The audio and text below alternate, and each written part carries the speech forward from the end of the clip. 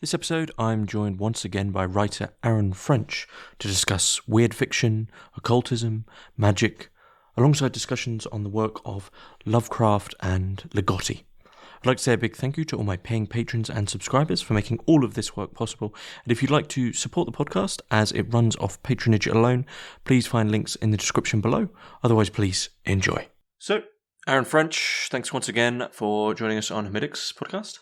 Thanks for having me back.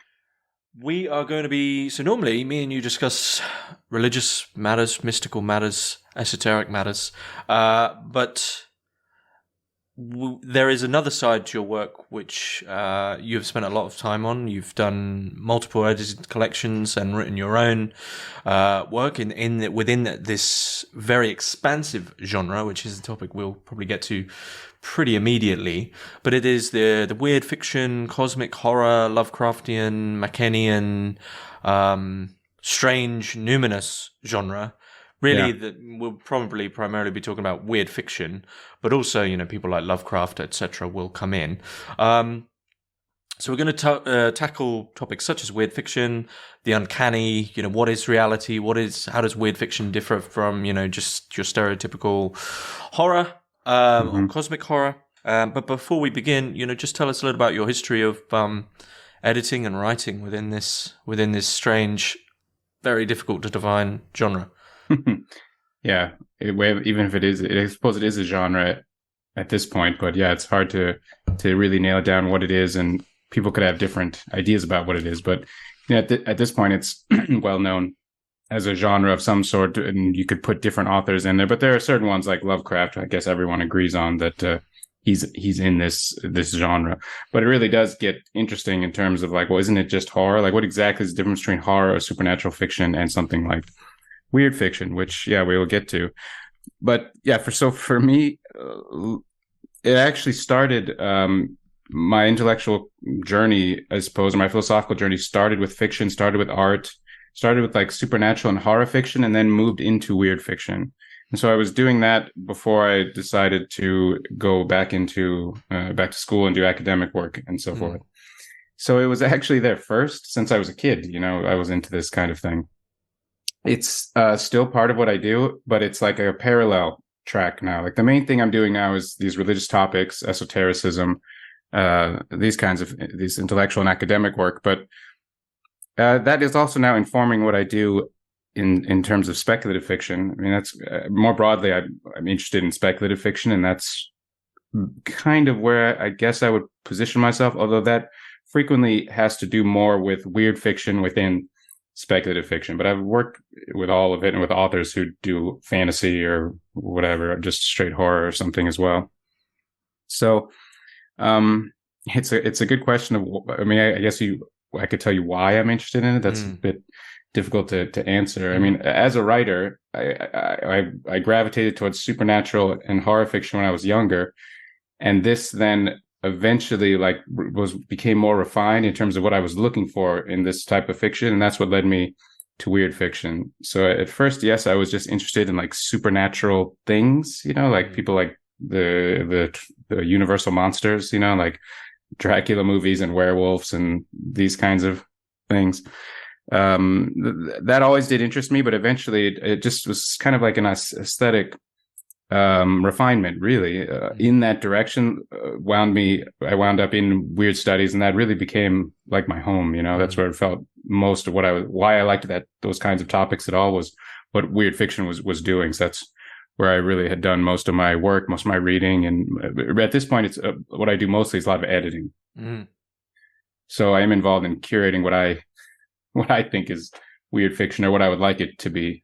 If you were to throw out just so people, I guess, have some text to sort of gravitate around, though that is difficult in itself, if you were to throw out maybe a few just canonical, if there is such a thing, because it is sort of a fairly new definition as far as literary genres go. Weird fiction it seems to be relatively new or recent.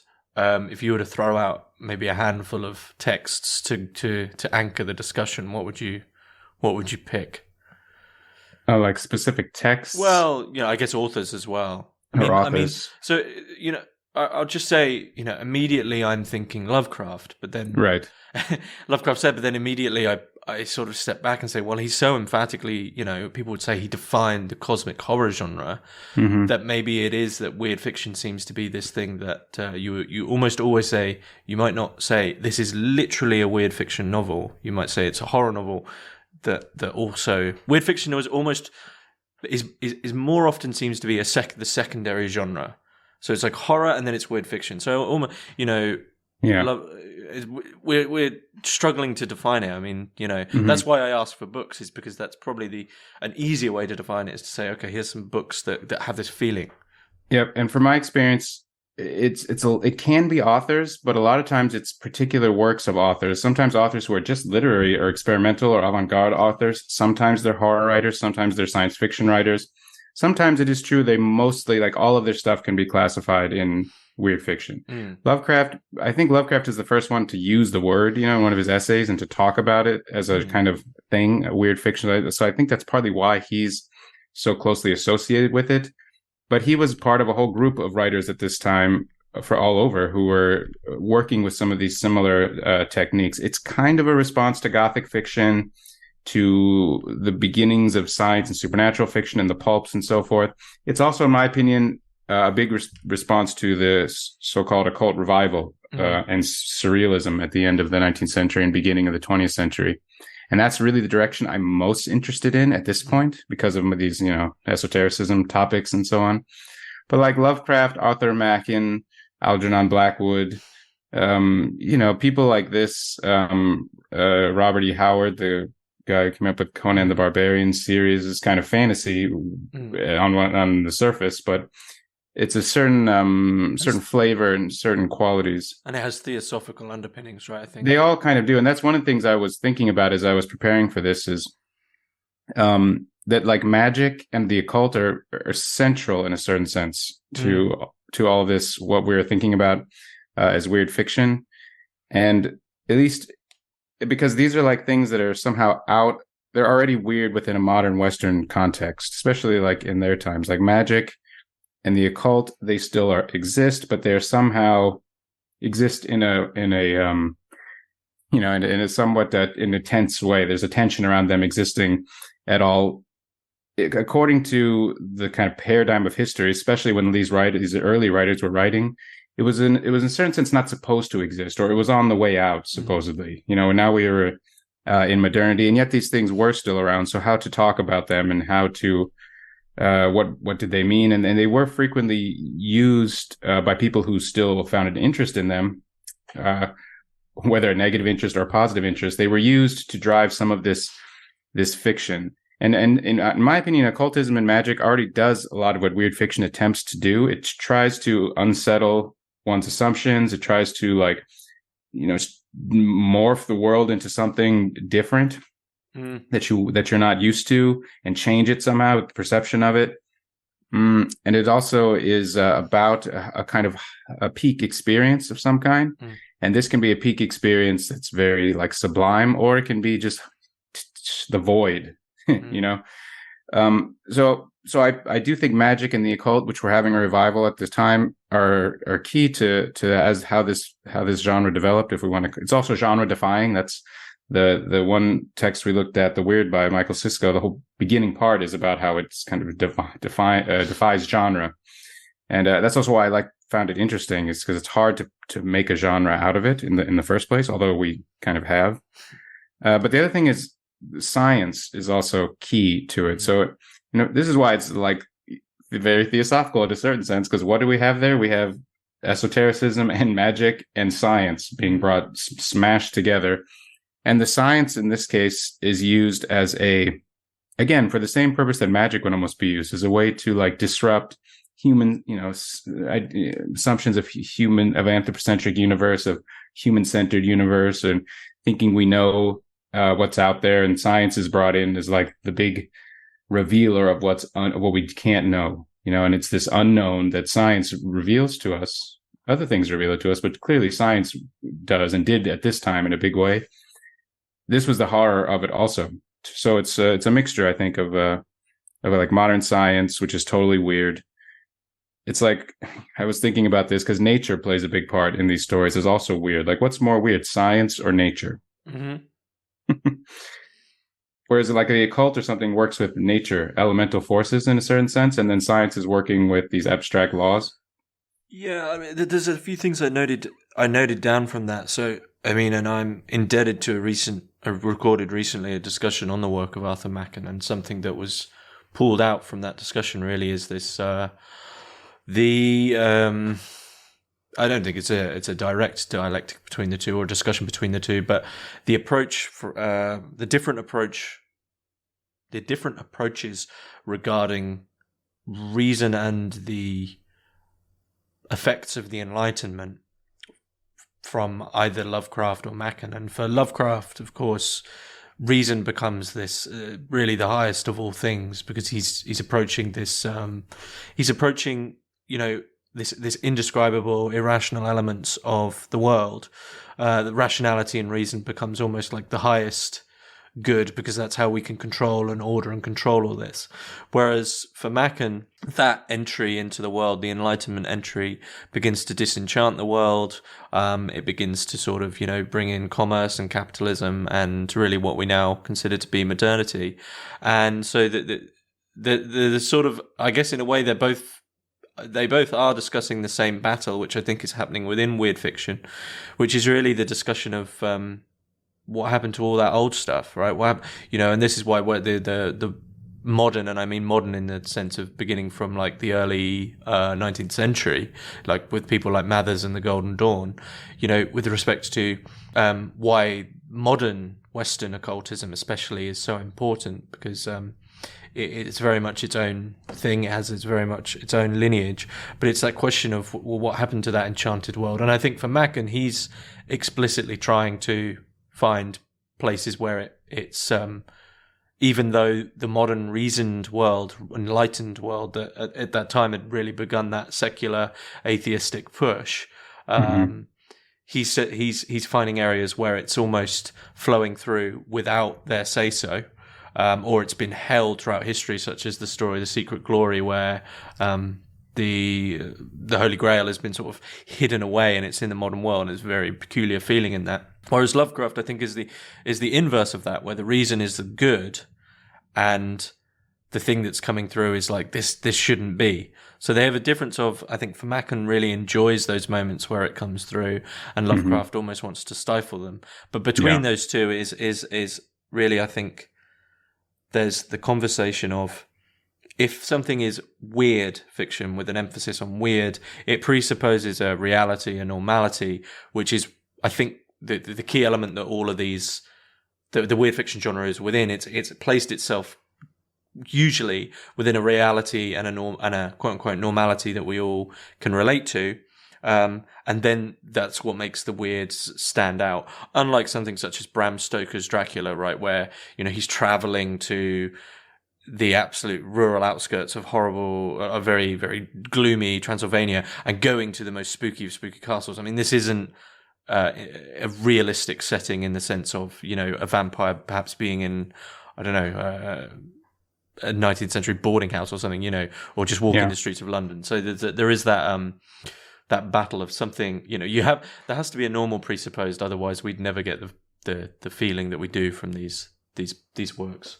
Yeah, there's definitely a realism as part of it, and that's why I think it's coupled with modernism. Modernism has its own ideas about what it is, but I think at this point, or at the time, I mean, when these artists, and this so to speak, like a movement, but now I think it's pretty clear that modernism was not just like pure stripped down naturalistic style. It was also the occult, the revival, So there's kind of two aspects of modernism, and they're brought together in something like weird fiction, that you have this very naturalistic element. Like a lot of the weird fiction stories take place in nature, and nature is a huge part of it, but it isn't nature. It's nature that has like a life of its own, and that it has somehow has this like aura and glow of this old time that you're referring to, like the time prior to modernity. And yet a lot of times the experiences that one has in these weird fiction novels, the protagonists in a place like nature, sometimes there is, yes, a cat, like something shows up, like in Bram Stoker's Dracula, there's a castle that he goes to, and then you get the full gamut of like of a being, and dreams and wolves, and that does kind of happen in weird fiction, but more often than not, like not much happens. Mm-hmm. But something is happening inside the person in response to something outside. And though I have a very idiosyncratic, actually, kind of idea of what weird fiction is, and because I'm into esotericism, people like Mackin, that's more the kind of weird fiction that I like. I started with Lovecraft and ended up more with Mackin, and also like Dion Fortune. Her fiction is also weird fiction for me as well. So, and then I liked Charles Williams, who was a member of the Inklings. Some of his novels, like that is a kind of weird fiction that incorporates esotericism, incorporates supernatural kind of beginnings of magical realism too, but it's still, for me, a weird fiction. And that's the kind that I'm most interested in. At the same time, though, there is this like other strand, which is Lovecraft, and also another author who's quite well known now, who I like a lot, Thomas Ligotti. He's another, not that he's some kind of inheritor of Lovecraft, although there are some similarities, and some people have argued that, but the two of them are more on this side of like revealing the void, rather than the enchantment or something. Either way, it's not really the enchantment and the void. Neither are necessarily welcoming to the modern human. Like either way, there's a breakdown of consensus reality, or of assumptions, or the structures of cognition that the protagonist has. It's just that they do it through different ways, and I tend to like the magical part more, because the magical part is instructive in a certain way. Like, but what I find weird about Dion Fortune's novels, for example, and her short stories, is she has put in there like little tricks and things to try to trigger and enhance one's spiritual development. There's like teachings within the fiction itself. Like I wrote a short story once called, and it was in my short story collection. It was called Horror Fiction as Mystical Didactic Teachings, or something like that. And I was probably thinking about Dion Fortune when I did this, because it's instructive in a certain way, and it is trying to instruct you how to have these kinds of experiences, how to experience the magical. Something like Lovecraft or Thomas Ligotti is also doing that in the background, but they want you to just they want the floor to open from beneath you and you to fall through it. In both cases, that's basically happening. But I just found that with the magical writers, there's a bit more for me in there, in addition to just the floor opening, so to speak, and the abyss appearing. Yeah, and I mean, so I recently had just connected to that modernism line. I recently had a discussion with a scholar called Steve Dowden, who wrote a book, Modernism and Mimesis, about the two writing styles going off the book by Auerbach, Mimesis, that are most prominent in modernism. And his argument really is that from this, that the genre of modernism doesn't really exist as we think it does, but just in short. You take a book like Ulysses, which would really be called like the peak of modernism. I mean, that's a book where, over the course of 24 hours in the book, Joyce is trying to describe absolutely every single, element of reality. He's trying to use words to describe everything down to an absolute T. Whereas in the same breath, a book, Kafka's works would be considered within modernism, which are almost exactly the opposite in writing style, that they're so minimal that what's actually bringing the story forward is the expanse, and I this what's left out is what's far more important. And I think I sort of have been intrigued by this argument, because I think that it's certainly more the Kafka style that has been brought through to, I think,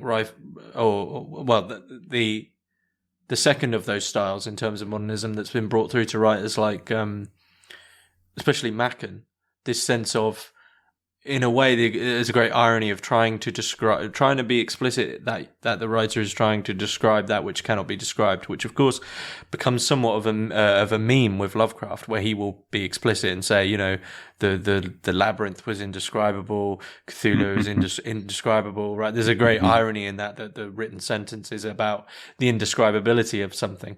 And I think for me, that is honestly where Lovecraft actually kind of deflates, because it's my own preference for Mackin is in the attempt to describe really what we're talking about, the void, the weird.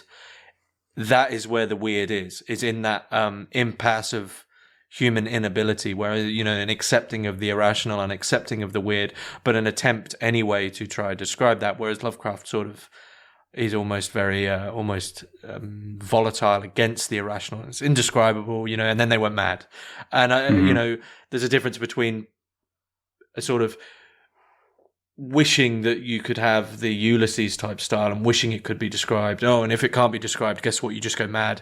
And then Macon on the other hand of, well, actually, this is more numinous. It's more of an atmosphere, and something happens in the inner world, as you were describing. And I know I've been talking a lot on this, but I just want to throw in that I think one of the most important things in this, you know, you mentioned the book by Sisko, and the quote that stood out to me is that the supernatural cannot be replaced with psychology.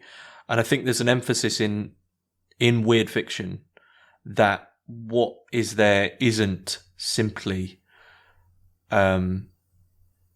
psychological phenomena, maybe not even in the Freudian sense. And I think that is, in a way, it's almost like a bell curve, in the sense that in the 19th century, you had this peak of modernism, of modernity, of reason, of rationalism, which in its way pulls in Darwin, then eventually behaviorism, you know, this absolute control. And then on the other side of the curve, we've now sort of had this acceptance of being at least sometimes hinting and sometimes being more explicit that these aren't simply psychological phenomena, and this is something more. So going back, but equally bringing that into the present day. Like, it just doesn't, these two things don't belong together. And it's always, I think it's always battling that middle ground of, like, we had a moment where we were completely in control, and now we're like, yeah, we're really, you know, that was a blip. That was an anomaly of history that we thought we were in control. We're really not. Well, and you had like optimistic science fiction, like H.G. Wells. Some of his was writing roughly the same time. Some of his stories could be weird fiction, but there's like an optimism about science there. Whereas for Lovecraft, science, he's also an atheist. He's a pessimist, you know. So he's also pro science. You know, we could argue about that, but at the same time, science for him is just he's not optimistic about it. It's opening up this void, this space of unknown. And I don't think, I mean, I know he's like very pessimistic, and when he's writing fiction and when he's writing nonfiction, it's different. But his like visions of these, you know, his philosophy is known as cosmicism. So this idea that there is this huge cosmos out there, and that we are small and insignificant in comparison, and we're basically just, you know, Christopher the Mill of this cosmos, which is just destroying matter and remaking it, something like this. But he also talks about beings out there, you know, gigantic alien things, entities out there that don't care about human beings at all. They have no significance for humans. And so I don't think he was just talking about that in like a metaphorical way, because in the scientific paradigm, it is technically feasible that there is some, you know, other species out there. And science fiction is all about imagining what that would be like if they came and contacted us. So I do think that for him, there is an actual unknown out there in the universe, that there could be something out there, and his imaginations about what those things could be. In one sense, they're very historical and contextual about social issues at the time, but it's also related to this doorway that science opens up. And it was interesting because we looked at the Weird by Michael Sisko, and then we looked at the Weird and the Eerie by Mark Fisher, and we're kind of comparing some of these. And I was thinking, you know, about the quote about psychology, and they're both doing similar things, but they're also there's also some different approaches there to the weird in both of those books. And the way that Mark Fisher starts it is to talk about Freud and psychology, you know, whereas Sisko goes more about into the supernatural, its place, where does it belong? I mean, he's more looking at how it functions in there. And what I wanted to, what for me stood out is, you know, the essay at the beginning from Freud. Like, if we're looking at psychology, psychoanalysis in particular, beginning with Freud, he talks about the essay, The Uncanny, or Das Unheimliche. And his argument there is that, well, he's talking about other commentators on Freud who have basically just described Freud as himself a kind of weird, like psychoanalysis is this kind of weird tale. And that essay in particular, which Freud uses a weird tale from E.T.A. Hoffmann to describe what he's calling the uncanny or das Unheimliche. And there is actually similarities here between birth of psychoanalysis and weird fiction. Mm-hmm. It's just that psychoanalysis definitely then provides an answer for these things, but they're working with similar, how to put it, like similar assaults on the psyche that were happening. And so the word, when he's talking about this word, the uncanny, it can mean, it means unheimlich in German means heimlich can mean like home-like, like the home. So it's weird, it's unfamiliar because it's not like the home. But the word in German is also for secret is Geheimnis. And so this Heim is also about hidden things. So heimlich can also be something that's hidden. And so unheimlich is like a revealing of sorts. And there's a famous, I was going to look up the title, but I didn't have time. There's an essay that Freud wrote that it's more well known in German. It has been translated into English. It's kind of hard to find. I forget the title, but in this, he talks about the 3 illnesses of the modern person. And the first one is Copernicus or whatever, discovering that, the earth is not that the earth moves around the sun, and that the sun is not, it's not a geocentric universe, and so on. And God, now I'm going to forget what these are. So there's the Copernican revolution, is that everything in the universe doesn't revolve around us. Then the Kantian revolution, that almost like the reality that we have doesn't revolve around us. And then the Freudian revolution is that our own mind isn't. Yeah, exactly. That's them. And then there is, you could say even further on, some people have argued, and I would probably agree with them, that Deleuze and Guattari, because I know Deleuze might come up later on, but Deleuze and Guattari have a further revolution where, even the unconscious isn't really completely tethered. Our own thoughts really aren't on our own. We look at something like Anti-Oedipus for that. These revolutions just keep happening. Right, but like if we stick to the time in which Freud is, those are the 3. Like the first one is we are not the center of the universe. The second one is actually Darwin. And Darwin is the idea that we are not the creation of some benevolent creator being, or even a non-benevolent evil creator being, but rather we're like part of this process of nature, and have evolved out of these other forms.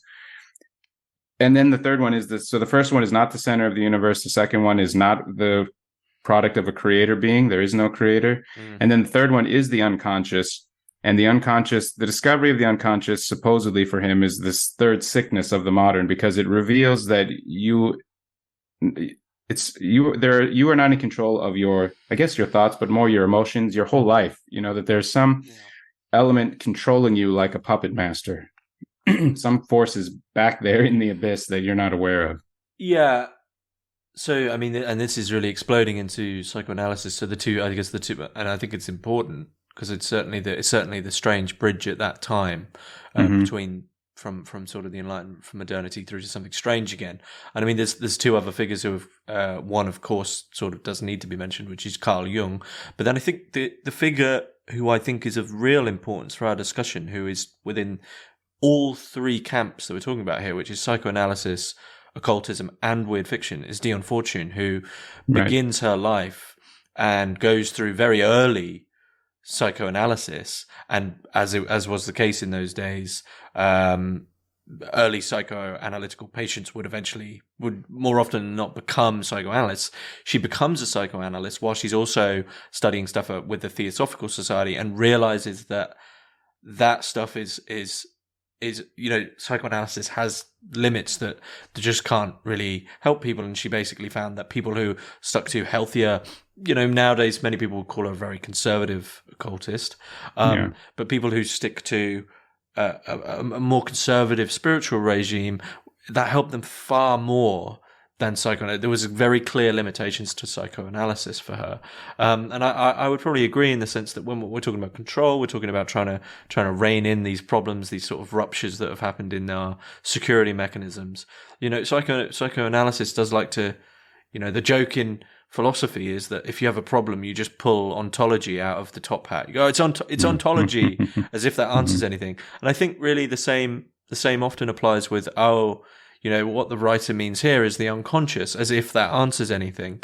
And I think that's where Jung becomes more important, because with Freud, I think you remain, to be honest, after my chat about Otto Gross, with Freud, you remain very patriarchal. You remain very like upper society. Will deal with your conscious. It's all to do with your mother and father. It's all very above board, bourgeoisie problems. And then you move through to Jung, and I think he's at least starting to say, look, all right, if we're going to deal with this unconscious, which apparently is this complete unknown zone, well, you get through to things like the Red Book, and he's accepting that there's so much more going on there with the collective unconscious, with archetypes, and then if you go to the Red Book with beings as well. And I don't think these for Jung could be subsumed into simply psychological phenomena. I would say that the discussion I think maybe we're tiptoeing around is the movement away from completely centralized agency of ourselves to there's something else which is affecting me, which does have its own agency, and we don't have control of that. And well, and I think like in that essay by Freud, he tries to give the answer for this story by E.T.A. Hoffman. I can't remember the name of this story, but it's about like an automaton that's created or something. And he has his theories that he's developed. So the story ends up being about the loss of eyes of the character, which is a symbol for castration, or so it's about fear of losing your power in some way. So he has an answer for it, but my point about this is that the weird fiction authors like attempt to open up the same space that Freud is talking about. It's really opening up the unconscious, whatever that is, however you want to define it. And people were talking about such a space before Freud in German idealism and calling it different things, You could just call it the spiritual world. In fact, that's what Rudolf Steiner did. Rudolf Steiner didn't like Freud and Jung because they called this place that he called the spiritual world the unconscious. And for him, that was like reducing it or something. The weird fiction authors, including Lovecraft, they do not want to provide the answer. They want to just open that space and something is revealed. This uncanny is revealed. This goes on into like Thomas Ligotti, for example, who's someone I've read a lot of. I've probably read more of him than Lovecraft, even though when I was younger, I, of course, read a lot of Lovecraft things. It's just been a long time since I have. But Ligotti, I've read more recently and think about more. And he's definitely trying to open up the space in which you realize you're not in control of your reality, fully. But then the goal is not then to say some kind of interpretive move like what Freud does. The goal is really just to produce that experience for the reader. And that's what they're trying to do. Even the esoteric ones like Dion Fortune and Arthur Machen and Charles Williams, they do have some esoteric overlay, which is a kind of interpretation, I suppose. But Freud, Lovecraft has his cosmicism. Ligotti has his conspiracy against the human race. So they have their little theories as well. But the story itself is trying not to like put those through as a treatise would. It's just trying to open up something in the reader to destabilize them, and then that's kind of it. Because the move is just the destabilization of the reader. However, after the destabilization occurs, it is possible then to move to a crescendo of a type. And this is also why I originally was drawn to weird fiction, because I was having my own spiritual, what to call them, spiritual development journey. And there were kinds of experiences I was having that I wanted to translate into fiction. If someone's smart, they would just do it with poetry, actually. But I'm no good at poetry, so I couldn't do that. And so I turned to weird fiction as a way to how could one reproduce this experience in the reader, possibly even trigger a residue of it. They would taste it almost, and weird fiction, in my opinion, offers the best outlet for that, because that's already what it's set up to do. It doesn't even really, there's plot and then there are characters, but a lot of that is secondary, to the experience, to the atmosphere, to this revealing, which it is closely connected to psychoanalysis. It just departs. I mean, you're right that Jung comes back to a place which is probably more resonant with the weird fiction authors, where it's not explainable in that way. It's this unknown thing that's beyond us and all of us and everything, and it's there and it has life of its own, and we engage with it, and we pretend like we don't, something like that. Yeah, I agree with everything you said, and I think this notion of just something opening up which just destabilizes you is important here, because I want to bring in, I mean, the fact that for some reason horror is connected to this. I mean, it has a clear connection, but then once you move past it, it's sort of like that's this older thing. So, I mean, just trying to remember this, I can't remember who did the sort of somewhat now famous overview of terror, horror, and then cosmic horror. So, terror is like, terror, I guess, would be like a wolf chasing you. I mean, you're scared for your life, but a wolf is a being that we're all accepting of, and it's a completely realistic situation, I guess, within certain bounds. And then you move through to maybe horror, where it's maybe something like a werewolf is chasing you, something that begins to question. There is an unknown aspect within the thing which is malevolently trying to attack you. And then cosmic horror would be, I think Greer's example is like, yeah, that's happening, but that's all happening within the belly of a gigantic, like, cosmic alien like Cthulhu, right? And you realize that, and then all of a sudden you have that cosmicism in significance. And I think the strange thing with those three is, I personally don't think, maybe cosmic horror could work with the weird, but it would be too much. And I think what's almost... It doesn't really fit any of them. It just it takes the unknown, which is inherently needed with horror. Like for horror, the fear of the dark, for instance, is the ultimate classic horror. It's because it's unknown. But what weird fiction seems to do is to take the unknown, place it in a setting where there is no longer that negative connotation. So it's not like something's trying to attack you. It isn't an alien trying to kill you. It's not a werewolf. It's not an evil dancing clown. It's just, take the monster out, take the materiality of horror out, and you're left with the numinous. And I think then it's like, Machen is brilliant for this, because he describes these things, and the decision is really yours as to whether or not you're going to sort of have a panic attack and freak out, or you're going to sort of lean into it and say, okay, this is kind of cool. And so the numinous is almost like the maybe even the moralism, and also the emotional response of either pessimism or optimism. This is all gone. And it's sort of like you're given the position of the seeker. And I think maybe an example, I mean, I don't know if anyone's done this, but I think about maybe a weird fiction example of taking a horror object would be, instead of a werewolf, being like, oh, it comes out of the moon and it runs and attacks you on a dark night, spooky night out on the Yorkshire moors or whatever. A weird fiction example would be like, you live in a neighborhood and one of the neighbors has a pet werewolf, right? But it's not violent, and so all it is just, but you're not really sure if they do. Maybe you see it one day, and that's it. And it's just enough for you to sort of like, okay, the world isn't. I don't feel centered anymore. Everything's strange. But I don't. I think the main thing is there isn't as much of a moralism that you see in Machen and Lovecraft. Both respectively have a form, I think, of moralism somewhere there, but there also isn't. I don't think there's a pessimism, but I also don't think there's an optimism. I think there's an intrigue and a fascination, and it's up to you if you get to decide that. But I think what weird fiction asks is that you don't bring a projection, to use psychoanalytical language. Yeah, you don't bring a projection with you. And in a way, to mention his work actually, which I think are quite good. Greer's Lovecraftian novels, The Weird of Hali, and this inversion of Lovecraft, where one of the characters is quite literally friends with Nyarlathotep, that in itself gives a very numinous vibe, because all of a sudden this like, quote unquote demonic, monstrous Lovecraftian being is sort of like, hey man, do you want a hand? And it alters the whole thing. It's quite funny. Mm-hmm. Well, and weird fiction has room for that also in an interesting way. So that, like, at the end of the story, The Shadow over Innsmouth by Lovecraft, after you read this whole thing about this, a lot of times the weird fiction protagonist stumbles into the situation or seeks it out. It doesn't necessarily come after them in the same way as in a horror novel, perhaps. Mm. And so after he's into this town and digging around and finds this old cult and everything, at the very end, he famously joins it. He merges with it. And that's the numinous or the sublime part. Like he jumps into the sea and his body begins to change. He begins to grow, fish parts or whatever. And he chooses to join it.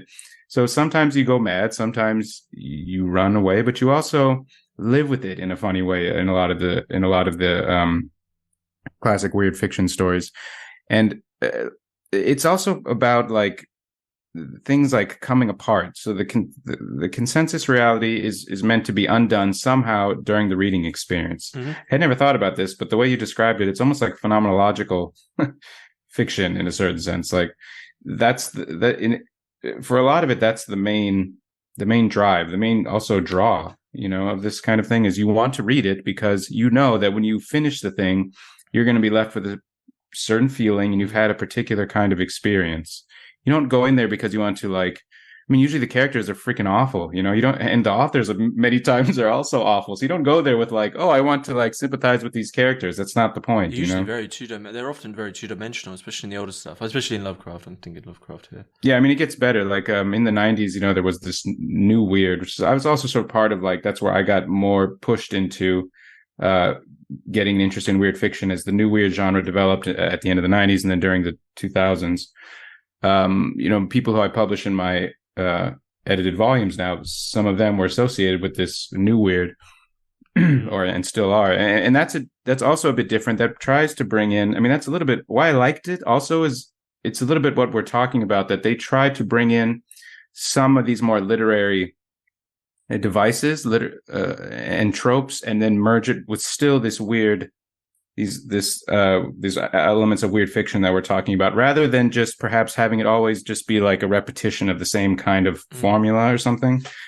And so some people might like it, some people might not. I don't know, but I liked it, and I thought that it was because I like things like Dion Fortune and Mack and Moore, and even like Charles Williams. For me, his novels are super good and super weird, but that's a very literary kind of style that he has. So when the new weird move was to try to recombine some of that, like stream of consciousness writing even, and then but keeping it with the central focus on the weird, it's like a different iteration of it. But one thought that occurred to me, if I could just share this about, again, it's a less famous Thomas Ligotti story, but I don't remember the name of it, but it's in one of his collections, and really not a lot happens in this thing other than a person struggling to just get by every day with the kinds of experiences he has, and there's a gradual unraveling of his grip on things. And there's one scene where he's just walking down the road and he happens to glance.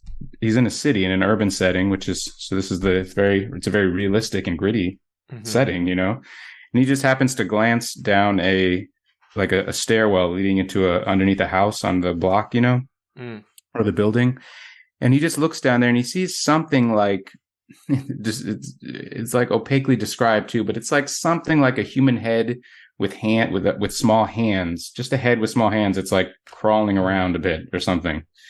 And he just keeps walking.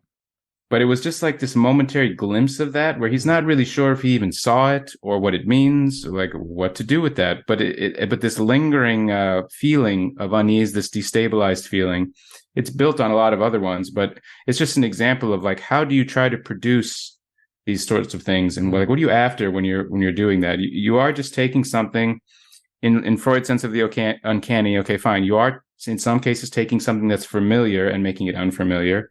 But a lot of times you're taking things that is neither familiar or unfamiliar. The more of those you can get away from, the better in a weird fiction tale. And that's, again, why the magical world is not our world. It's a different world. So it's not something that's familiar to us. It's a different world, Yeah.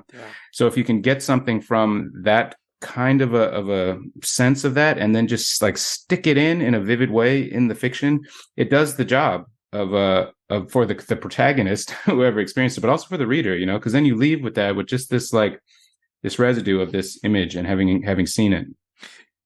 Yeah, I mean, two stories come to mind as well as picking up my Arthur Machen collection. So one from Arthur Machen, which opens that collection, and it really gives you that feeling off the bat. It's the Oxford collection of the Great God Pan, just called The Lost Club, and it's become one of my favorites. Very, very short. I think it's actually only about 5 pages, but just this notion of seeing an old friend and he's part of a strange club, and then something you're not really sure if any of this is real. The character's not really sure if any of this is real, but if someone's just thrown a seed in to say, "Oh, I do this thing, by the way, you should come along," and then back to normal reality. And it also reminds me of the story which I can't remember the name of. It's actually one of my favorite Ligottis, because I like these short stories that just pull the rug out and then leave you be. But it's the Ligotti story that opens the Penguin collection, of the murderer, the serial killer, and the I think it's a prison warden talking about the serial killer and sort of worrying about him, and then he just suddenly gets this feeling of, yeah, and the serial killer, I believe, is locked up. Like, there is absolutely no possible way this person could ever get to the guy talking about him, and then he has this strange feeling, and he goes to his daughter's room, and his 5-year-old daughter is like missing, and it's like, end, and that's where you're left, right? Yeah. And I think, but there's also weird fiction really takes something on its shoulders there, which I think is very, to be honest, quite courageous. And I think of someone who, I mean, we've limited ourselves to literature, but weird fiction is certainly entering into film, I think, in a big way. But with the films of Ari Aster, who's sort of bringing that older paganism in Midsummer through to the modern day. But I think we have to mention David Lynch, and I think when we talk about if we say what's that weird fiction feeling, for me it was just go on YouTube and type in Mulholland Drive, the diner scene, right? I hope you've seen that.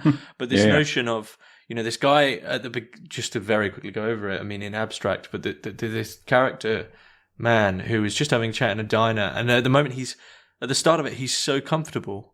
He's so like, it was just, I had this weird dream about this place, and he's so like secure in the fact it was a dream. But then as his sort of companion almost lures him into, going to this corner, which is just around the corner, where in his dream, quote unquote, he saw this horrific, just horrible, dirty, greasy, half beggar, almost half monster, almost like slapstick. And just the reveal of this, and then you're left with the man sort of having almost like a heart attack. But why that I think that's important is weird fiction, like with the Ligotti story, like with Machen, like with Lynch, is no, we will. The thing is real. You've seen it. Actually, it is real, and you're almost given enough perspectives for you to not be able to deny that. And I think you're mentioning phenomenology, and this might sound very pretentious, but it's almost like hyper-phenomenology. It's taking phenomenology at its word. There's this great criticism of the logical positivists where they say, well, everything has to be empirical and everything has to be experienced. But at the same time, they find a way to put a box around all spiritual experience and say, well, that's not experience. That's not what we mean. That's not the evidence we mean, right? So it's almost like, well, if it's about your relationship with phenomena and we're going to do phenomenology, well, this is the phenomenology that you've got. And, this is how you've just approached your world. And the chat of Arthur Machen, I mean, he does that especially well. You read a Machen story and you go for a walk the next day, and all of a sudden, to be honest, your phenomenological relationship with the world has altered. The phenomena is suddenly weird. I mean, that's the point. Like, it's to distort this world rather than just bringing in. There is supernatural, but it's like in and through this world rather than completely from outside or something like that, or from like an afterlife or heaven or hell or any of those types of concepts. And another way that it differentiates itself from horror or maybe more classical horror, even in classical supernatural fiction, is like, it isn't, though there's a ghost or a demon and then a priest shows up to like clear it out. There isn't any of that, those kinds of tropes going on in it. It is removed from a lot of that, and deliberately so, even though there might be priests showing up in them, but it would never like play out in such a clear-cut way as something like that. And also, like, the other thing that I was thinking about here is about, like, we are focusing on fiction, but not only, if you were to just look at film, not only like David Lynch, but Cronenberg, some of his movies could be considered this way, and even like some Stanley Kubrick like Stephen King's The Shining, just an example. That book isn't necessarily weird fiction. That's maybe debatable. It's more kind of psychological horror if we're sticking with strict genres here. But the way that Kubrick treats a lot of it in the film does bring in weird fiction more emphasizes that more, in my opinion. And then even going back to the same time we're talking about the beginnings of all this, like a lot of the early Weimar cinema and these kinds of films have a weird fiction quality to them as well. And it also extends into music. Just one example, like Current 93, and they did an album with Ligotti precisely because there was a resonance there in the kinds of art they were producing. So you really could extend it across multiple domains of art for sure. It's just that I'm doing fiction. I've edited these novellas. I've written it. So for me, it's mostly about the fiction. Although I'm also drawn to all these things I just mentioned. Like in the other arts, this weird quality also attracts my interest. Like for me, the word weird, if something is weird, it means interesting. To me, like as opposed to something normal. Normality means boring. Weird means interesting. Pay attention to that. So I've always been having this kind of aesthetic, and so therefore, like when I was, again, just to go back to this Mark Fisher book just for a second, like his definition, I pulled it out of what the weird is. He says, this is a quote from the Weird and the Eerie. He says, the weird is that which does not belong. The weird brings to the familiar something which ordinarily lies beyond it and which cannot be reconciled with the homely. End quote. So he's really pulling on this Freudian essay in a certain sense to talk about this. But that's an okay definition, but that also would explain, like, for me, why therefore it's interesting. Like if someone is calling something weird, you could perceive that as negative or something, but really, like for me, it's more that it's something interesting precisely for these reasons that like he was just describing there. Like that's interesting. If something is fitting in, like, well, just let it fit in and blend in then. So I'm not going to pay attention to it. Well, and I think in that way, it's for many people, that's why I wanted to emphasize the notion that it's not positive or negative. I think there's the notion of exit or escape has always had a sense of weirdness. I mean, there's a sense of can this be, but also can this be, maybe even down to a social sense of like a modern day hermit or something out of time.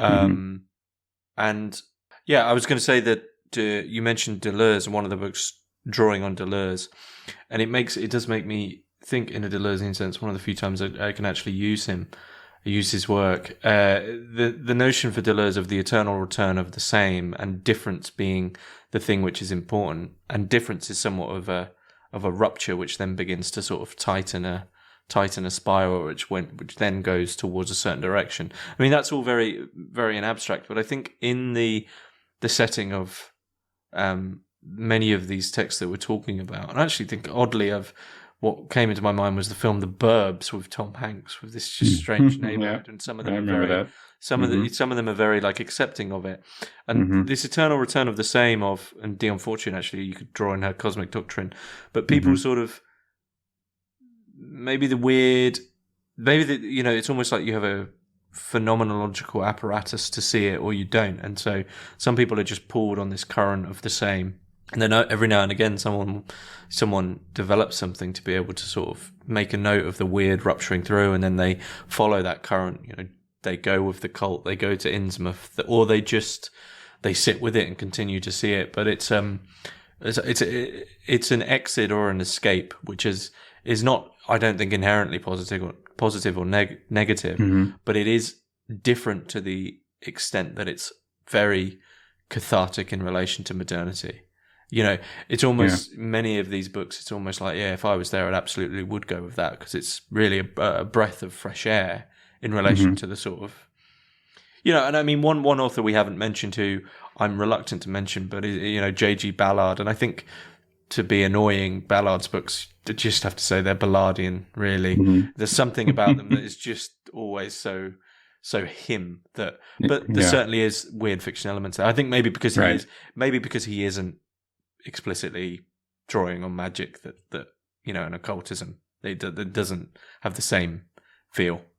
Yeah, and like these maybe peripheral figures like Ballard, but also I was putting William S. Burroughs perhaps in there. Certain Philip K. Dick novels are also, and short stories could also be in this realm. And that's why a lot of time it's not necessarily like the main, it can be the main corpus of work of one artist or something. But a lot of times it's maybe people working near or around these areas, and then certain of their work fall into these categories. Valis for Philip K. Dick would be an explicit example, but then the rest of his work I'd probably struggle to find, something that I'd call weird fiction.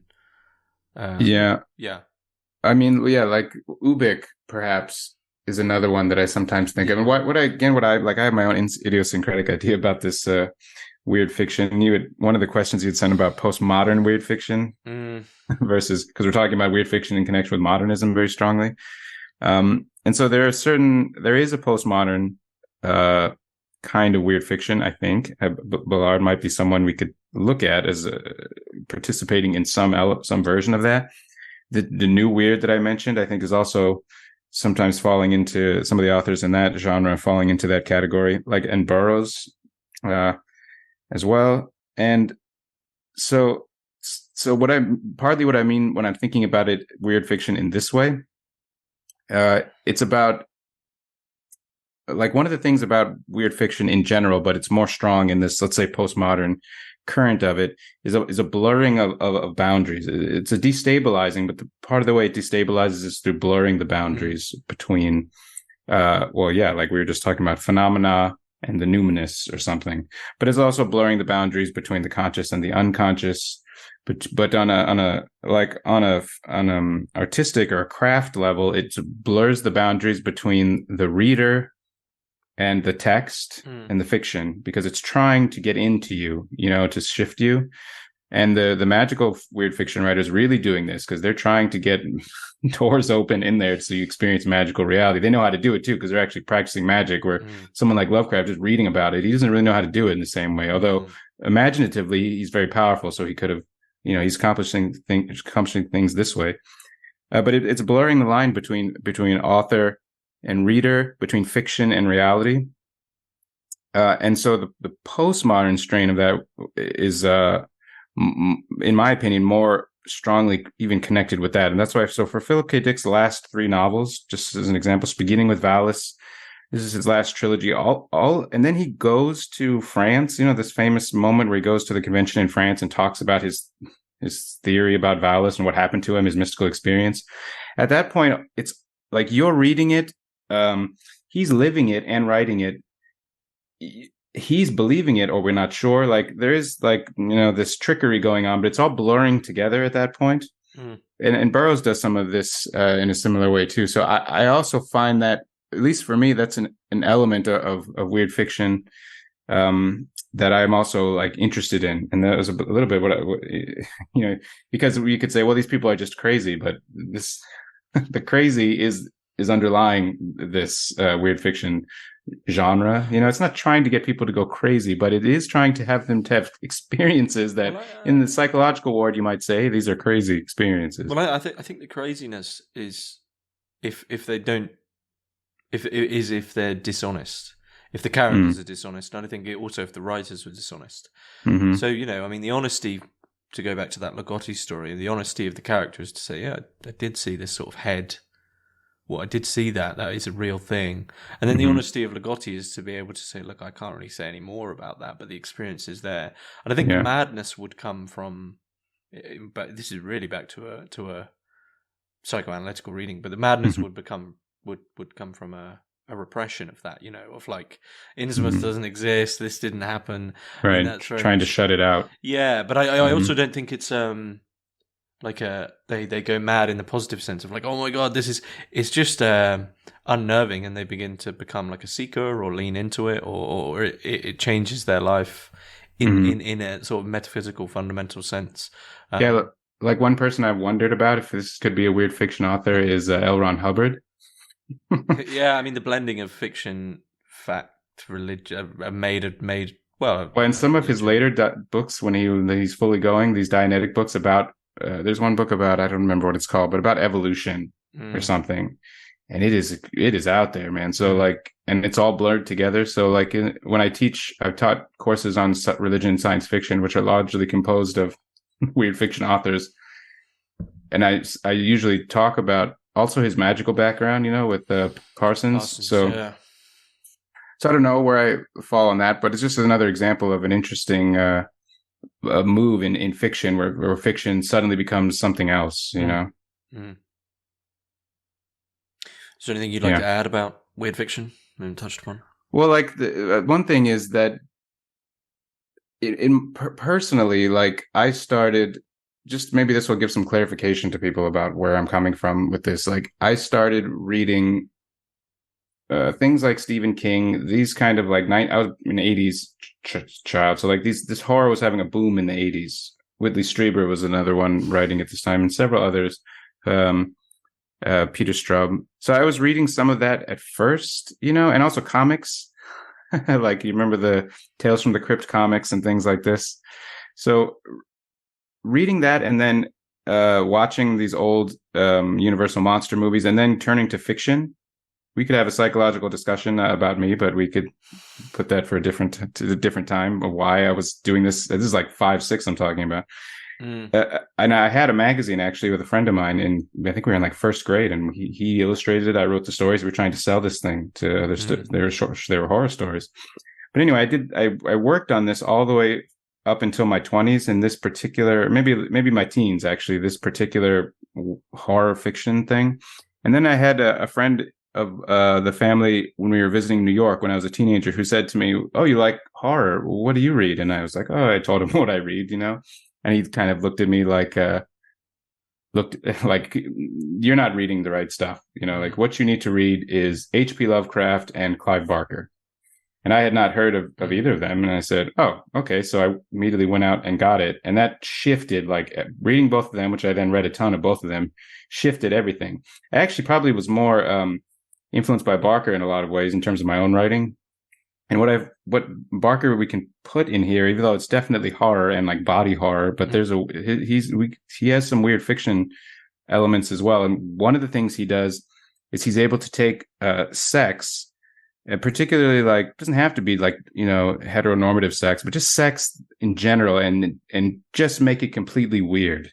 And it's not the thing, and destabilize you just the way he describes it and how he uses it in his stories, where it's the kind of thing like, doesn't everybody just want to have sex? It's a good thing in society. And he takes this and he's able to use that thing as this destabilizing factor. And I remember that was very fascinating to me, how he did that. Like it made me realize like what one is doing with with good horror fiction and weird fiction. Like you're trying to twist these things that seem kind of settled for us, and that's part of the destabilizing effect.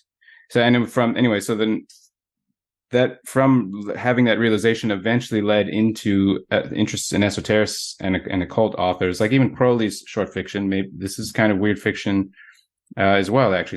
So Machen is the one I like the most. He's the one I'm most similar in the way I am thinking about weird fiction and what I like to do. But it eventually arrives at this kind of magical, like how to trigger an experience of the magical in the reader, and not in some kind of contrived way, but like in a phenomenological way, in an emotional way, like really to get them to see what you're seeing, even if you're just seeing in your imagination. It's a challenge, but it is like the challenge of weird fiction. It's not just to entertain; it's trying to like get this into you so that you also have it. Yeah. That's interesting. I mean, for me, just adding where this interest came from for myself, as you added in your own. I mean, I live in a place that I would consider to be weird in that sense, which is Norfolk. The county of Norfolk is a very strange. Is it like Innsmouth? Yeah, it is like it is literally like Innsmouth, because it reminds me of, if you've seen, which is another somewhat weird fiction film, though maybe it leans a bit more towards horror, be in the Mouth of Madness. by John Carpenter. Yeah, I know And this. I would put that in there. Yeah. Yeah, and so this notion of Hobbs End being this place that you only really get to via this sort of strange dream road where you just keep driving, then all of a sudden you're there and you don't really know how you got there. I mean, Norfolk is very much like this. It's this cut-off county that you only come here if you have reason to, and you only leave if you have reason to, and very backwater and strange. And but I've mentioned this, and Richard Gavin, the horror author, when I interviewed him, he said the same thing, that when I was young, if you go to there's a lot of like old theme parks, especially in the area that I live. You know, there's not the money to upkeep them, and also like, you know, just around the country, you'd end up going to these sort of affordable, cheap theme parks where the animatronics and the displays worked enough to work, but hadn't really been updated or cleaned because of funding. And I remember as a child, like just staring for ages at uncanny animatronics, and if anyone's ever, I don't know really how to explain this fully, but you can go through like sort of almost like fake museums where the dioramas are behind glass, and there's animatronics that maybe just move one thing. But the thing that always I found strange as a child was that, you know, the mannequins that are made to look real are completely uncanny. You know they're not real, but because there's this, I obviously didn't think this when I was young, but looking back, this is probably why it fascinated me, is that they are given objects that are entirely real. So like if there was a diorama of a woman in Victorian Britain, like, I don't know, do it how they did the ironing, she would be given those literal objects. And so there's a complete blending of fiction and fact. And this feeling I had as a child was if I was to go through the glass, that would be a horrible place to be. There was something horribly uncanny and numinous about it, and I'd just end up staring at them. So that feeling, I mean, the reason I would say that is I do remember really enjoying that feeling. The same feeling I get now with horror films is I'm always, you know, I want them to go. I want them to open the door or delve in, or you know, I enjoy that feeling. And I think the main thing is not bringing a projection with you. You know, I mean, I'm not a huge fan of it, but this, I mean, it's a very psychoanalytical film. Stephen King. I wouldn't. Maybe the book is a bit weird, but the film not so much. But the one important thing I think to take from it is that, and it's very cheap, really. At the end, it's this notion that the clown is really this figment that has been built from, in the book, more so the fear of puberty. And the sexual psychoanalytical transition of all these children becoming adults, their fear of that. And in the film, it's more so that they built this fear as kids and carried it with them. And then, you know, when they finally all start shouting, like, we're not scared of you, it deflates. Now, for me, what would have been a more interesting ending is they shout, we're not scared of you, and the clown remains but just talks to them or something, right?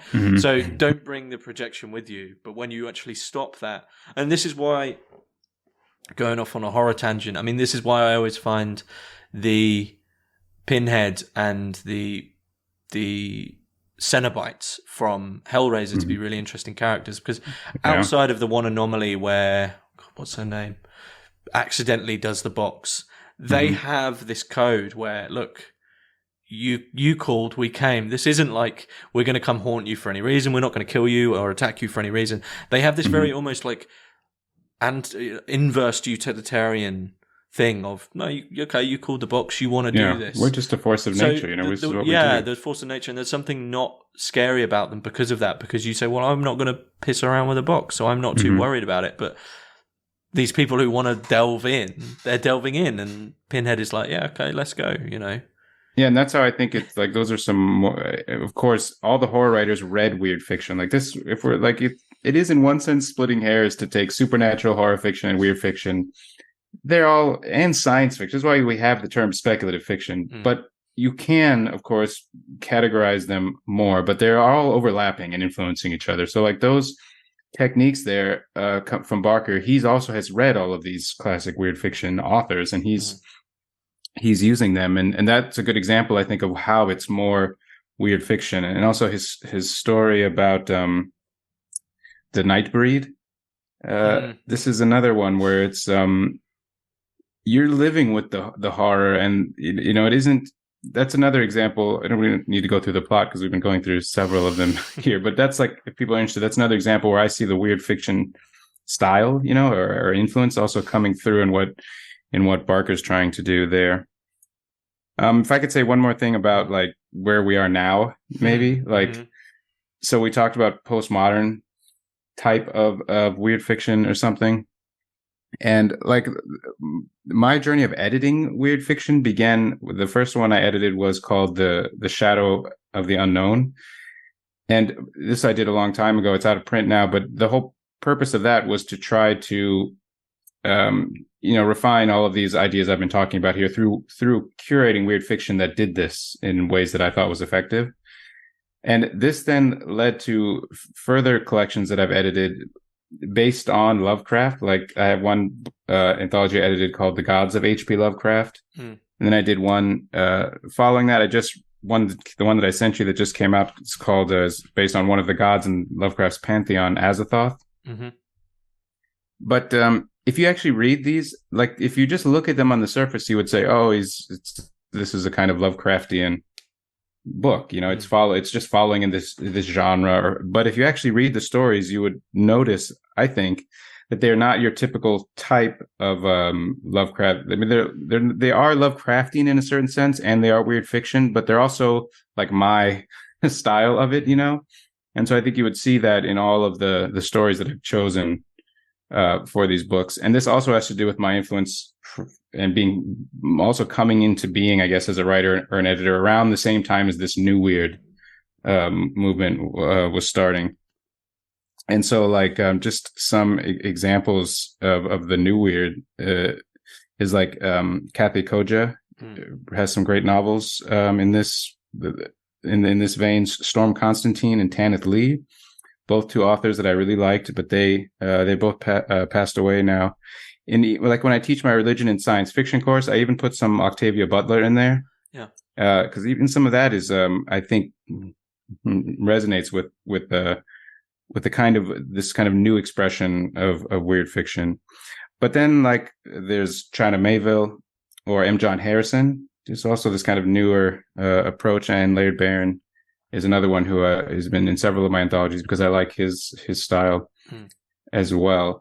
I'm probably, other than like Tanith Lee and Storm Constantine, I'm probably more interested in the magical part of it, but it comes through more and more. So in the anthologies I'm doing, so you can see like esotericism, the occult, magic, and weird fiction. Like for me, these are very, very much together in my own interpretation of it, which is in some ways contrary to a hardcore Lovecraftian approach, we could say, which is a lot of times atheistic, materialistic, scientific, pessimistic, and drawing on these themes more. It's not that I discount those themes, but I'm more interested in this other influence, and yet they're packaged within these Lovecraftian books. So it's kind of a funny thing going on there. So just to give some explanations about that. Yeah. I mean, as you mentioned some works, I mean, there's actually two films that I would probably mention that I've watched now a few times. The first one, I mean, people will know that I've mentioned this all the time. The first one is a film called A Dark Song, which I believe was released in 2017, which is about two people doing the Abramelin operation. And the film doesn't follow the steps of the Abramelin really that closely at all. Probably wouldn't make for a great film. But the one thing that really interests me and made me really fall in love with that film is that they treat occultism completely sincerely. And even though what you see on screen isn't what will happen in what you would do in the Abramelin, what you see on screen is genuine occultism, and it is what it would be like, and a little bit of dramatization here or there, but ultimately the film is carried by that sincerity, and I think that's brilliant. The other film I'd mention, it is a very heavily psychoanalytical film, but it's from a collection of stories called something like The Uncanny, by the guy who wrote Garth Marenghi's Dark Place, if people have seen that. There's a film called Possum, which is actually set in my county, which is why I originally watched it. So you can see my county and all its strangeness in that film, in an uncanny film by a man haunted by an absolutely terrifying puppet. Very Ligottian, very, very, very horrible, weird film. But those are the two I'd add in. As for the problem, my problem with the fiction is like with the weird stuff. I mean, I'm going to just say go read Macon really, or go read go read Lovecraft. Not to say those two, you know, haven't been. You know, Ligotti is also great, but it's good places to start. Yeah, it's good places to start. I'm trying to think of maybe the work that made me feel like the most unnerved, or you know, gave me that sense of weirdness the longest. I'm sort of drawing a blank, really. Yeah, I mean, for me, it was Ligotti, Mackin, and Fortune. Those were the ones I think that were like, and Barker, if we're including some of his stuff, but those were the most effective in my like reading experience of being able to do it. You know, there's a show that maybe you've heard of on, I think it's on YouTube, or maybe it's on some other streaming platform as well, called Hellier. Have you heard of this show? No. This is also arguably in line with, if we're going to say, a postmodern weird or a postmodern weird, because it's like, it's all about the occult. It's all about trying to like find ancient or paranormal or cryptoid things out in the woods and so forth. But it's done in such a way that it's like blurring the kind of reality TV show with the actual characters and writers, and you don't really know if they believe it, or if they're just writing it, or if what they're reporting is real, or if what you're seeing is the correct way to be seeing it. So this blurring in that show is, I think, also worth mentioning. All right. Well, there's some recommendations for everyone. And where can your collections of weird fiction and Lovecraftian fiction be found? I'm really not good at this, so unfortunately I'll put the links in the description. You probably have to go to Amazon, even though I wish I could send. You can also go to, some of them are published by Journalstone Publishing, so if you want to go to the direct publisher, you can go to Journalstone Publishing. But if you go to my Amazon page, they're all linked there. All right. Wow, that was a great conversation. Yeah, thank you. French, thanks very much.